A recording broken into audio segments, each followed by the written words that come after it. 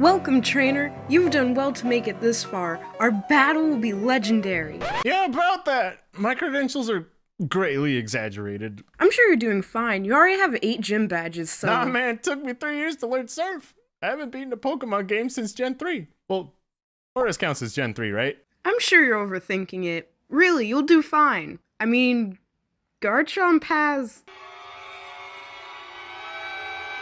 a reputation. But you'll do fine. I never got past the 4th gym badge in Pokemon Black. I didn't get past the 3rd gym badge in Pokemon Let's Go Pikachu. Well, badges aren't everything. I'm sure that. The leveling system is trash. Catch Pokemon to level up. Who does that? You have a drawing channel though, right? Why not just, like, make an art video instead? That intro has a lot more truth than I'd like to admit. I am actually horrible at finishing Pokemon games, and I think it's kind of because I shot myself in the foot with it. When I was younger, I played them probably ridiculously too much, and now I just don't have the same patience for them as I used to.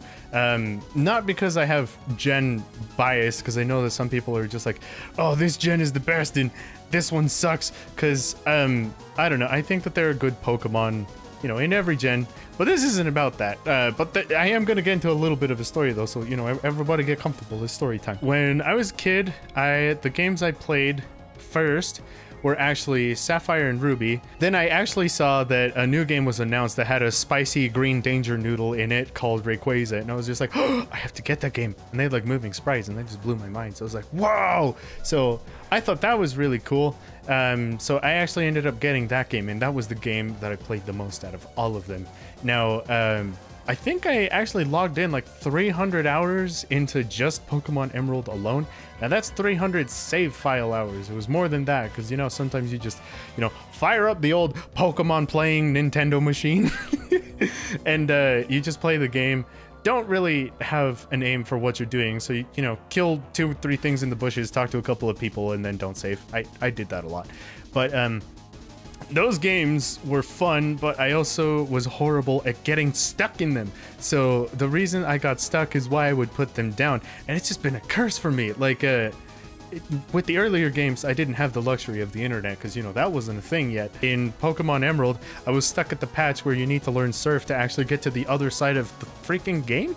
And I didn't know about it, so I put the game down for several years, picked it up later when I had the infinite wisdom of a 10-year-old instead of an 8-year-old, figured out how to use the hms, and then actually, like, figured out you can surf, and then I was like, there's like a whole new... The whole rest of the game is here, holy crap! So yeah, I played that, and that was fun, but that's one of the cases where I actually get the problem resolved. In other games, I kind of hit a brick wall for different reasons. So in Pokemon Y, I think I got to the 7th or 8th gym. It was just a city that looks dark. That's all I remember. And then there's like a tall structure thing that you can't get past. Anyway, with that, I lost that DS, and with it, the Nintendo account associated with it, so I needed to make a new one. And since it was a digital purchase, I never saw that game again. So I lost the save file, and I also didn't feel like starting over.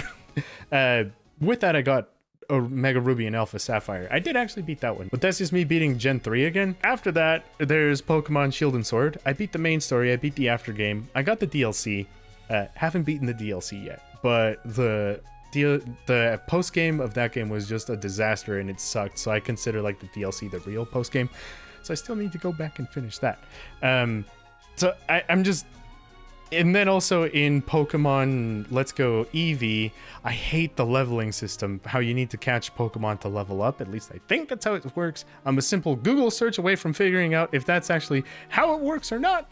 But yeah, I hated the leveling mechanism because it was like catching Pokemon in a game about catching Pokemon. Are you mad? So I didn't do that. And because of that, my Pokemon are like severely underleveled. So by the time I got to the 3rd gym, I was like, I'm gonna put this down. Oh, also playing with one Joy-Con is the most annoying thing to me. It's like, what do you mean I can't play with the Pro Controller? No, no. I like Pokemon, I just don't have the same attention span for it as I used to. So this is one of those games that like I want to play, but for whatever reason it has been impossible for me to get. I got an SP at around 10, and then I got a 3DS at around 18, just because I had graduated. I got some graduation money, and I was just like, oh, this is meant to go towards my future. I'm gonna get one of them Pokemon Nintendo play-in machines again. It was more to play Omega Ruby and Alpha Sapphire, so that's why I decided to get it, because I saw that trailer and I was like, you want to sell me my childhood for $60? Sure! So that's why I got a DS, but up until that point I hadn't had one, so I saw Gen 4. I actually thought it was cool. I wanted to play it, but a DS was impossible to get. There's gonna be remakes that are coming out, but I hate the chibi look on the characters. Somehow that to me is just but when you show me the pixels that are in extremely low res, like, my soul can relate to that. Just the lack of detail and me not having glasses when I was a younger, like, it all fits together. Just the lack of clarity is what makes me want to buy the game. That, and I'm scared that the games will actually nerf the difficulty, which I actually hate. If I want to be playing an RPG game, I want to have a bad time. It's a part of the experience. And I also want to, you know, battle Cynthia. So I was like, hey, if I can't actually battle her, then we'll do the next best thing and draw her, I guess. I can't play the game, so I'll just do fan art and be sad. But yeah, thank y'all so much for watching. I hope you enjoyed the video, and I will see you later.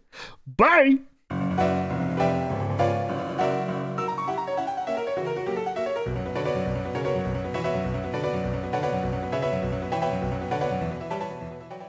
I hope you guys liked the drawing. I actually got some cool news for you. I actually do have a 1-hour version of this speed paint available. It doesn't have any music. It's literally just audio sped up like 5 or 6 times. That way you can just see the process of what I'm doing. It's free, doesn't cost anything. That'll be there.